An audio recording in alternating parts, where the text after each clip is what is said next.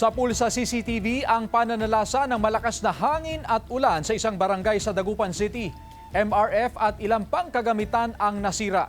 Tutukan sa report ni Sandy Salvacio.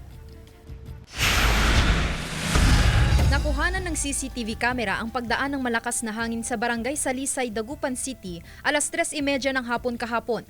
Sa lakas ng hangin, nilipad ang bubong ng MRF ng barangay. Sa isa pang kuha ng CCTV, natumba ang ipinatayong bakal na Christmas tree at basketball goal sa likod nito. Talagang malakas yung kasi sa labas, zero visibility dito sa labas ng barangay hall. Nung nangyari dito kami sa loob, mga beach labi, nung nag-uusap kami dito, biglang sabi nung isang beach labi, ang lakas ka ng ulan. Manguhuli raw sana ng palakas si Anthony noong mangyari ang insidente. Pagkapunta ko doon, nung mamimingit ako, na-report sa akin din na sobrang lakas ng hangin talaga. Naramdaman din namin doon sa bahay. Wala pa raw isang minuto na dumaan yung malakas na hangin dito sa barangay Salisay. Ngunit ito na ang naging kinahinatnan ng kanilang MRF. Buti na lamang daw at walang residenteng nasugatan sa dumaang malakas na hangin.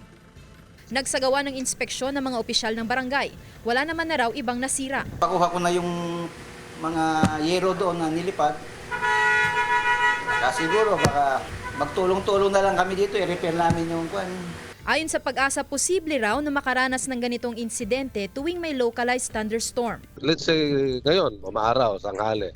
Pero pagsapit po ng medyo mga alas 2 o may kanyan, ulan na po yan. Iniulat na raw ng barangay ang pangyayari sa Dagupan City DRRM office. Kasama si Daryl Peralta, Sandy Salvacio, One North, Central Luzon.